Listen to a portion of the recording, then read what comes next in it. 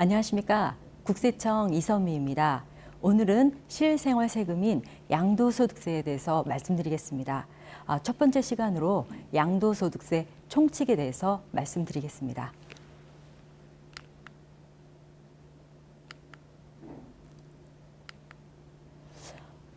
우리나라 그 양도소득세의 특징은 이제 자산의 양도 차익에 대해서 과세를 하는 것이고요.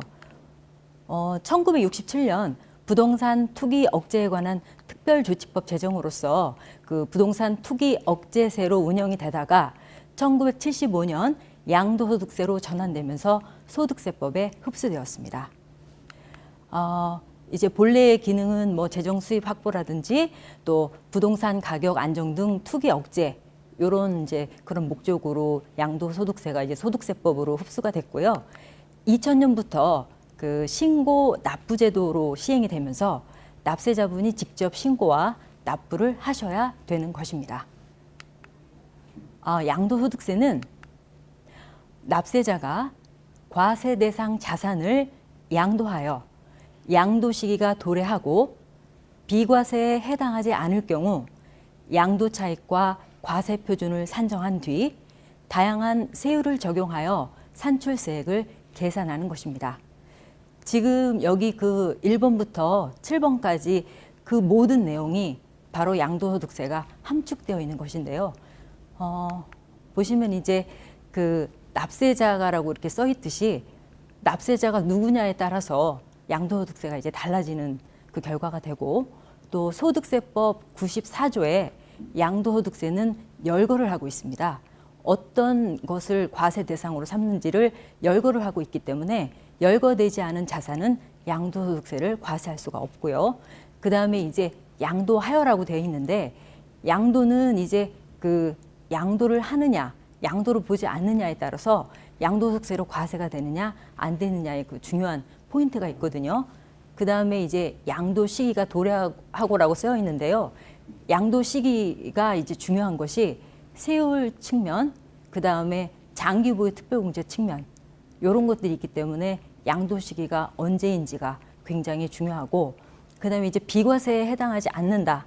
이 말은 그 과세와 비과세를 얘기하는 것으로서 비과세에 해당된다면 양도소득세 신고 의무가 없습니다. 그리고 이제 양도 차익과 과세 표준을 선정한 뒤 다양한 세율을 적용해서 산출세액을 계산하는 것입니다. 밑에 이제 여기 보시면 그 양도소득세 관련 법령 그 규정을 좀 이렇게 다 써놔 봤어요. 보시면 소득세법 뭐 88조 그리고 뭐 소득세법 이런 규정들이 이렇게 다 나열되어 있으시잖아요. 요거는 그 국세청 홈페이지에 가시면 국세 법령 정보 시스템이 있거든요. 거기에 들어가서 보시면 이제 이 소득세법에 대해서 이렇게 규정이 되어 있으니까 여러분이 참고를 하시라고 요 규정들을 좀 적어봤습니다.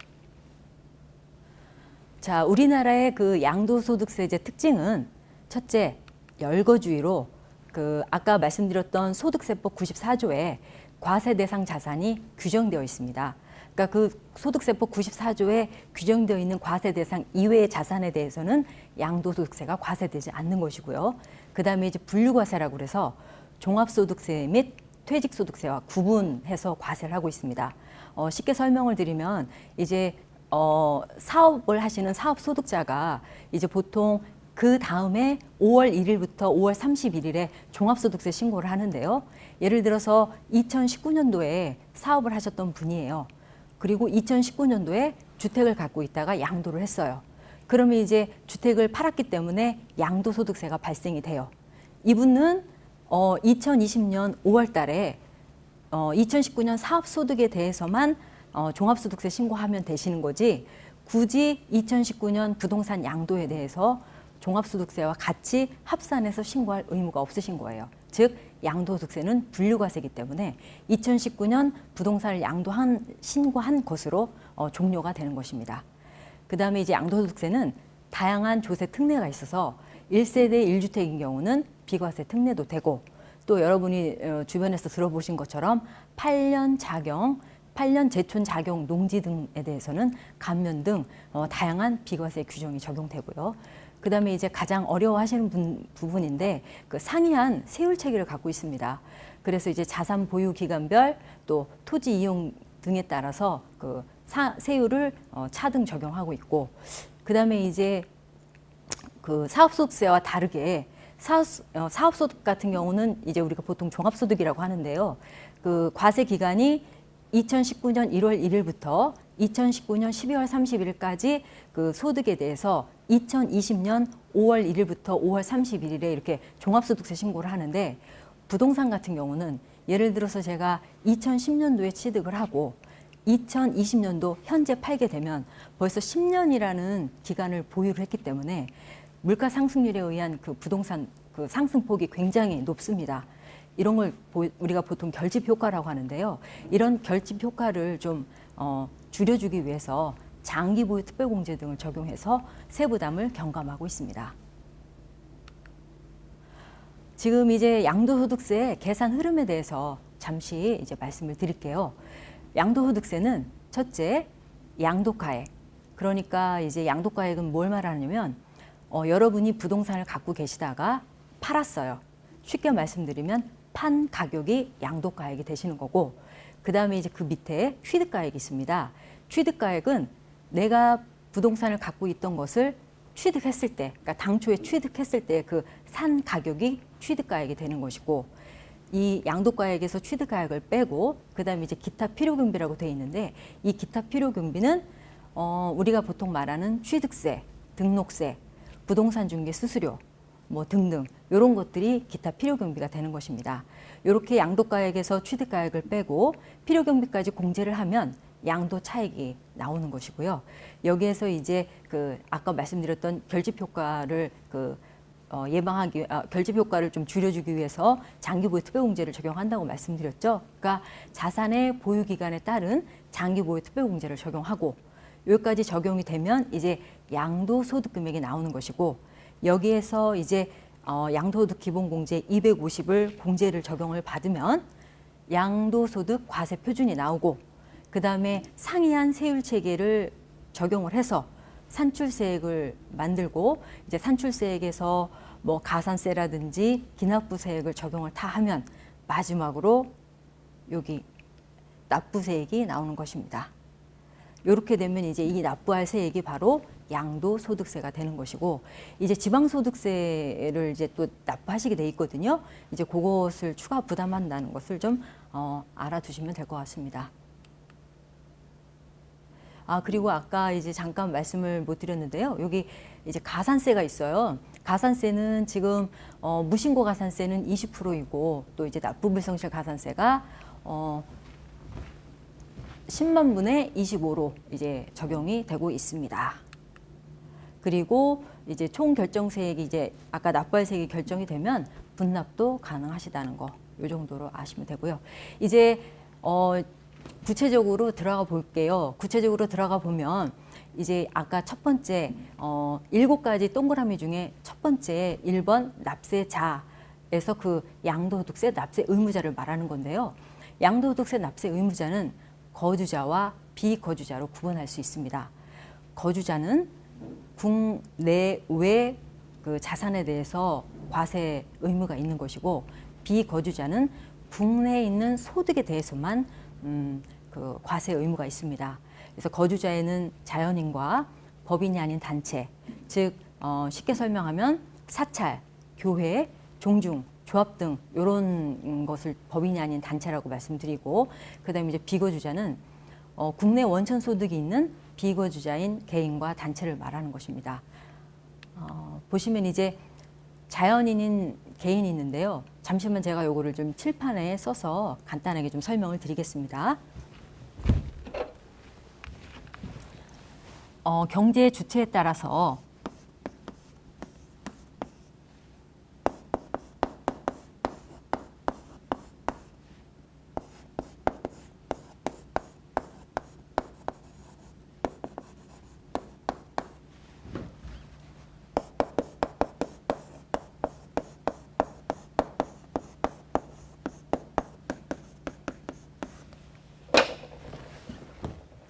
경제 주체에 따라서 개인, 법인, 개인으로 보는 법인 아닌 단체 이렇게 좀 나눠 볼 수가 있는데요. 지금 양도소득세 과세 대상 자산이 되는 그 양도소득세 그 과세 대상 자산에 대한 납세 의무가 없는 곳이 바로 법인입니다. 법인은 이제 법인이 보유하고 있는 부동산을 예를 들어서 팔았다. 이럴 때는 물론 이제 부동산을 팔았으니까 양도소득세를 내야 되겠지만 양도소득세로 과세하는 것이 아닌 법인세로 과세를 하는 것입니다. 그러니까 개인과 개인으로 보는 법인 아닌 단체만 양도소득세 의무가 있는 것이죠.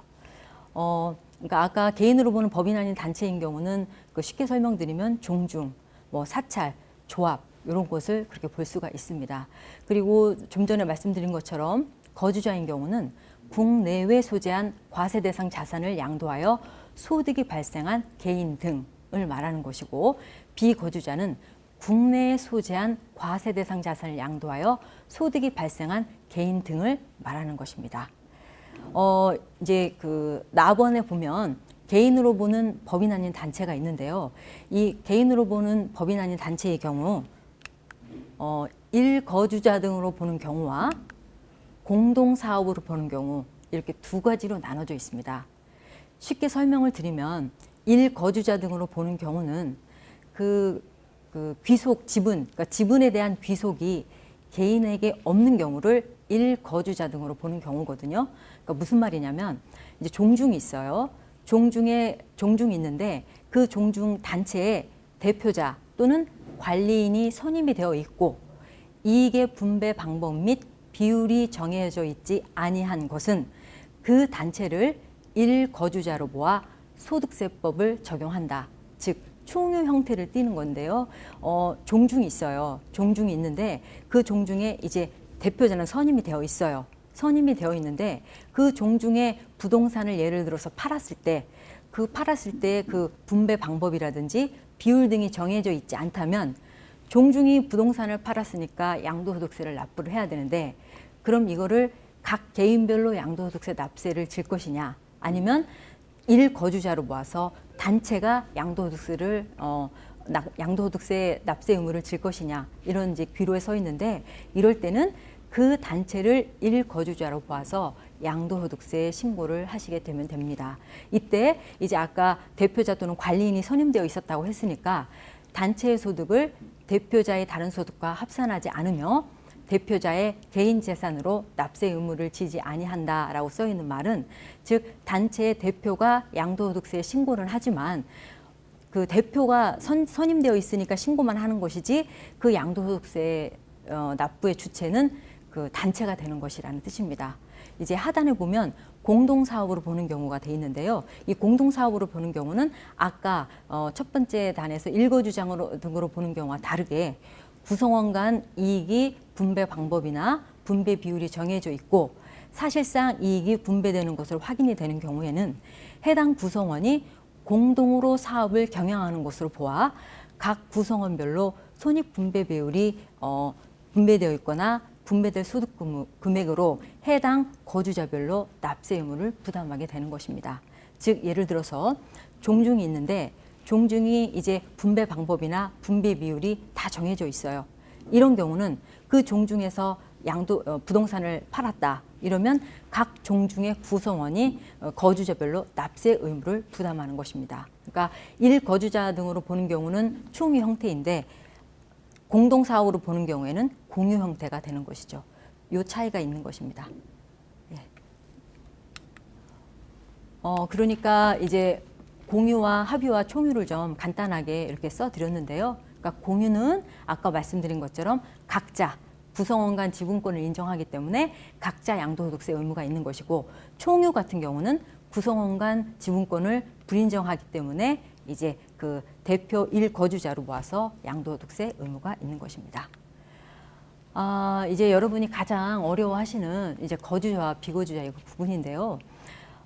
이제 그림에서 이렇게 보는 것처럼 국내에 주소를 두거나 183일 이상 거소를 둔 개인을 우리가 이제 거주자라고 하는 것입니다. 그러니까 꼭 거주자, 비거주자가 국내에 살고 있으면 거주자, 아니, 또 외국에 살고 있으면 비거주자 이런 구분이 아니라 이제 국내에 주소를 두거나 183일 이상 거소를 둔 개인이라면 비록 외국에서 시민권을 갖고 있고 외국인이라 하더라도 거주자로 볼 수 있다. 이걸 이제 그림으로 잠깐 설명을 한 건데요. 즉 국적과 영주권과는 관계가 없는 것이고, 그 다음에 이제 최근 그 국제 활동 및 교류가 활발해지면서 그 거주자 판단에 대한 분쟁이 급증되어 있어서 요거를 이제 딱 구별해서 거주자다, 비거주자다 이렇게 설명을 드리면 좋은데 약간 좀 모호한 부분이 있는 것 같습니다. 거주자는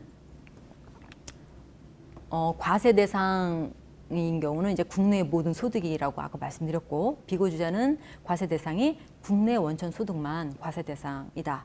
그리고 요건은 거주자인 경우는 국내에 주소를 두거나 183일 이상 거소를 둔 개인, 이제 비거주자는 국내에 주소가 없고 183일 이상 거소를 두지 아니한 개인 이렇게 쓰여 있고, 이제 밑에 이렇게 쭉 보시면 국내에 거주하는 개인이 주소를 가진 것으로 보는 경우는 이런 직업을 가진 때라든지 생계, 가족, 또 직업 상태에 따라서 183일 이상 거주할 것으로 인정되는 때에 우리가 이제 거주자라고 하고, 또 비거주자 같은 경우는 국내에 거주하거나 근무하는 자 중 이제 국내에 주소가 없는 것으로 보는 경우는 요거와 상반되게 이제 요런 것들로 이렇게 볼 수가 있는데요.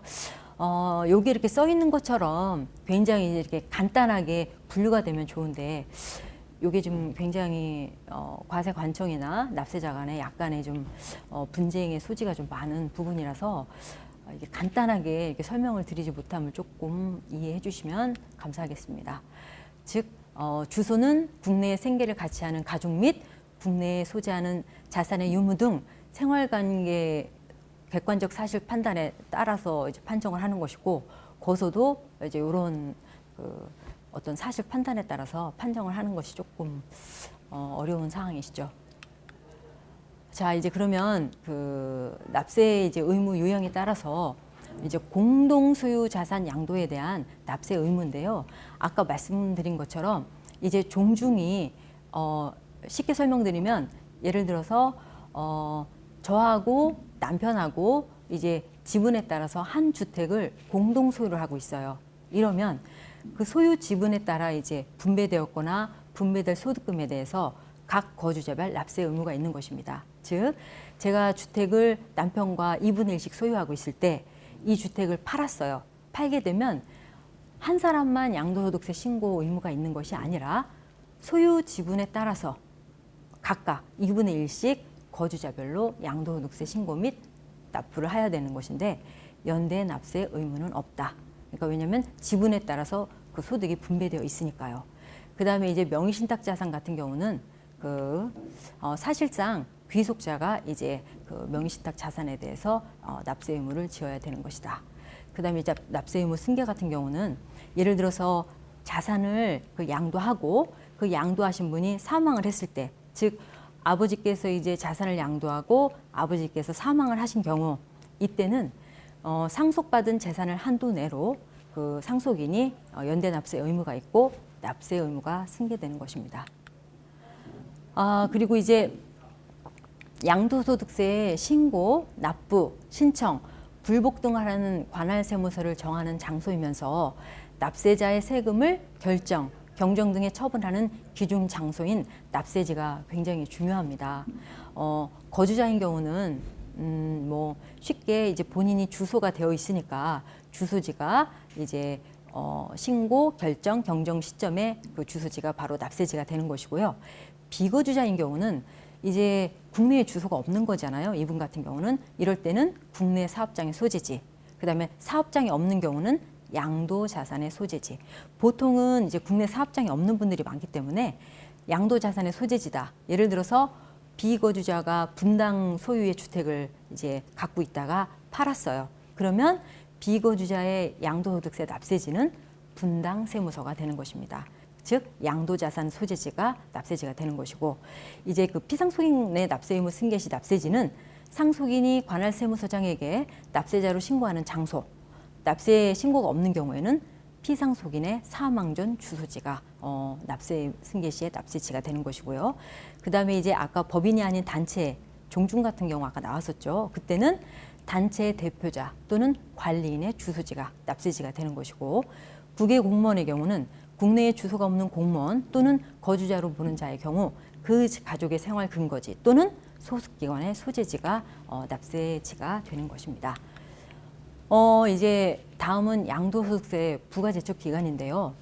부가제척기간이라는 것은 무엇을 말하는 것이냐면 양도소득세를 과세할 수 있는 기간을 말하는 것입니다. 즉 과세관청, 즉 세무서에서 양도소득세를 부과할 수 있는 과세 기간을 부가제척기간이라고 하는데, 이제 보시면 여기 사기, 기타 부정한 행위일 때는 10년, 이제 양도소득세를 무신고했을 때는 7년, 그다음에 양도소득세를 과소신고했다든지 한다면 5년 이렇게 돼 있는데요. 밑에 보면 이제 그 사기 부정한 행위의 경우는 법에 열거가 돼 있지를 않습니다. 예시 규정으로 나와 있기 때문에 사기 기타 부정한 행위는 조세의 부과와 징수를 불가능하게 하거나 현저히 곤란하게 하는 위계 기타 부정한 행위를 사기 기타 부정한 행위라고 말하는 것으로, 예를 들어서 허위로 이중계약서를 작성하였고 양도가액을 회수하고서도 양도소득세를 확정신고하지 않았다면 허위로 이중계약서를 작성했기 때문에 사기 기타 부정한 행위로 보아서 40% 가산세가 부과되고 우리가 양도소득세를 부과할 수 있는 제척기간은 바로 10년이 되는 것입니다. 그러니까 예를 들어서 10년, 7년, 5년 이렇게 하시니까 나 무신고하고 7년만 버티면 되겠다 이렇게 생각하시는 납세자분들이 많으신데요.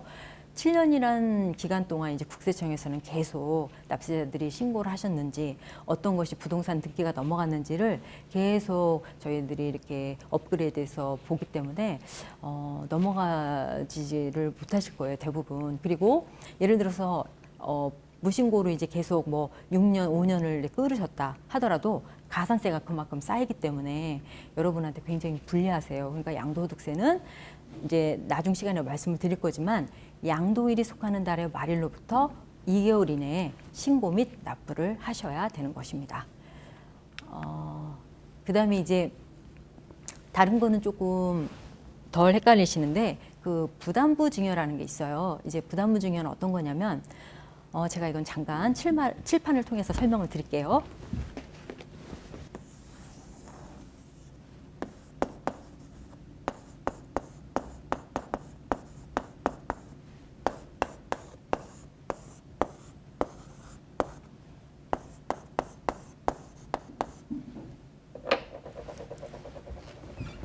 지금 칠판에 쓰여 있는 것처럼 이제 아버지께서 10억 원짜리 부동산을 갖고 계시는데 이 10억 원 속에 5억 원 그 은행에 근저당이 설정이 되어 있어요. 요거를 이제 아버지가 자녀에게 증여를 하고 싶어 하셔요. 근데 이때 그 부동산 전체를 이제 증여를 하면서 이 속에 끼어 있는 5억에 대한 근저당, 즉 채무까지 같이 아들에게 넘기시는 거예요. 요것은 자 보시면 5억이라는 마이너스 상태에서 아버지 입장에서는요. 이걸 다시 한번 설명을 드리면 이제 아버지가 자녀에게 증여를 할 때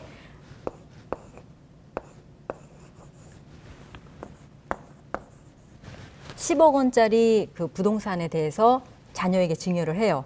증여를 하면서 5억 원 그 채무가 섞여져 있는데 이 5억 원까지 자녀에게 다 네가 가져가라 해서 이제 증여를 하는 거거든요.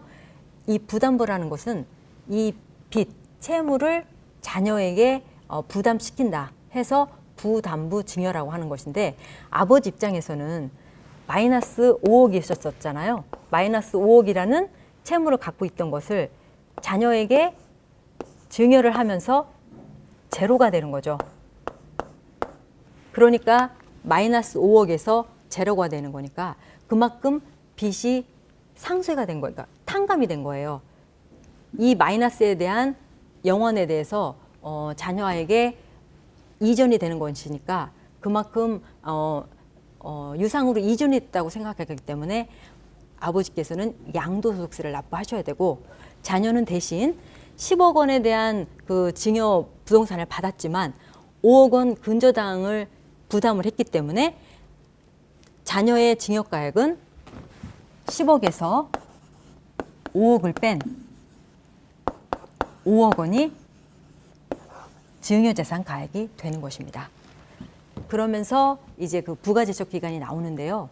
지금 그 상속세 및 증여세 같은 경우는 그 부정행위, 무신고, 거짓 누락 신고일 때는 부가제적 기간이 15년이고 그 외에는 10년인데 아까 양도는 10년, 7년, 5년이었었잖아요. 근데 부담부증여인 경우는 상속증여세와 똑같이 15년, 10년으로 부가제적 기간을 둔다. 이제 지금 부담부증여를 제가 조금 설명을 제대로 못한 것 같은데 이따가 그 부담부증여에 대해서 좀 자세히 설명을 드릴 거거든요. 그러니까 좀 지금 이해 안 가시더라도 그때 정확하게 좀 설명을 드리겠습니다. 다음은 그 양도소득과 사업소득의 구분인데요. 양도소득은 그 비사업자의 지위에서 자산을 이전하는 개인에게 과세를 하는 것으로 사업소득하고는 구분이 됩니다. 그러니까 양도소득은 그냥 일시적이고 비반복적인 것을 팔았을 때 납부하는 것이고 사업소득은 정말 사업하시는 분들, 즉 부동산 매매업이라든지 주택 신축 판매업이라든지 반복적이면서도 계속적인 이런 경우는 사업소득인데 양도소득과 사업소득의 구분이 중요한 것이 뭐냐면 양도소득은 그냥 양도로 끝나지만 사업소득은 종합과세가 되기 때문에 차이가 많은 거죠. 그래서 요것 때문에 이제 내가 양도소득세에 해당되는지 사업소득에 해당되는지 많이들 질문들을 하시거든요. 그러니까 요거를 이제 보시면 될 것 같고 자 여기 보시면 이제 소득의 구분에 유상이전과 무상이전이 있어요. 무상이전은 아까 잠깐 설명드린 것처럼 무상으로 이전을 하는 거기 때문에 양도소득세하고는 해당이 없이 증여세가 과세가 되는 거거든요. 그러니까 이 부분은 이런 게 있다 정도만 아시면 될 것 같고 저희가 이제 말씀드릴 것은 유상이전이에요. 양도는 항상 대가성 유상이전이 있어야 되는 거거든요. 납세 의무자는 양도자가 되는 것이고 이제 일시적이고 비반복적일 때는 아까 말씀드린 것처럼 양도소득세로 과세가 되고 사업적이고 즉 반복적이고 사업적인 양도일 때는 사업소득세로 과세가 된다. 이렇게 아시면 될 것 같고 자 그러면 실무 해석 사례를 한번 볼게요. 사업소득 또는 양도소득의 판단 기준인데요. 그 사업소득과 양도소득의 판단 기준이 중요한 것이 뭐냐면 좀 전에도 말씀드린 것처럼 사업소득으로 과세가 되면 종합과세가 되기 때문에 굉장히 이제 사람들이 양도소득인지 사업소득인지 판단을 좀 중요하게 생각을 하는 부분이 있습니다. 부동산의 매매로 인한 소득이 사업소득 또는 양도소득인지 여부는 그 매매가 수익을 목적으로 하고 있는지 또는 규모, 횟수, 태양 등에 비추어 사업활동으로 볼 수 있을 정도의 계속성과 반복성이 있는지 등을 고려하여 판단한다라고 되어 있습니다. 그리고 이제 임대주택의 소득 구분인데요. 주택을 이제 판매 목적으로 신축했어요. 그런데 장기간 분양되지 않아서 임대사업으로 전환하고 상당한 기간 임대 후 당해주택을 판매하는 경우 그 발생되는 소득은 판매 목적의 사업소득이라기보다는 사실상 임대 목적에 전용한 것으로 보아 양도소득에 해당된다는 저희 그 서면팀 예규가 있었습니다. 그리고 이제 다른 해석 사례를 보면 나대지 취득 후 이제 주택 신축 양도 시 사업소득으로 본 경우인데요. 주택의 신축 양도가 건설업에 해당한지 여부는 주택의 신축 동기나 구조, 판매 형태나 판매 전후의 종합적인 상황 등을 고려하여 판단해야 하는 것으로서 이 주택을 보유하던 자가 나대지를 취득하여 다가구 주택을 신축해 즉시 양도한 사실을 보아 나대지 취득 시부터 주택 신축 판매에 목적이 있었던 것으로 보여져 이는 사업소득으로 볼 수 있다는 그 국세 심판 사례가 있었습니다. 그다음에 이제 그 국내 사업장이 없는 비거주자의 납세지 판정 시 국내 원천 소득이 발생하는 장소는 부동산 양도 시 부동산 소재지가 되는 것이지 거주지가 아닙니다. 그리고 법인이 아닌 단체의 그 납세지는 해당 단체의 대표자 또는 관리인의 주소지지 고유번호증에 나타난 단체의 사무소가 아니다. 요거를 좀 알아두시면 좋을 것 같습니다. 그리고 이제 상담 사례를 하나 좀 말씀을 드릴게요. 노인의 토지 건물을 재개발 사업으로 인해 조합에 양도하고 건립 당시 각출한 180명에게 분배할 예정인 경우 납세 의무자는 누구냐, 이제 이런 상담 사례인데요. 법인으로 보는 단체에 해당하지 않은 법인격 없는 단체로서 대표자 또는 관리인이 선임되어 있고 이익의 분배 방법이나 비율이 정하여져 있지 아니한 동단체는 1거주자로서 납세 의무가 있는 것으로 이익의 분배 비율에 따라 분배된 소득이 있거나 분배될 경우에는 각 거주자별로 납세 의무가 있는 것이다. 이렇게 해서 이제 정리를 좀 해봤습니다. 이제 이렇게 해서 강의 요약을 좀 다시 한번 살펴볼게요.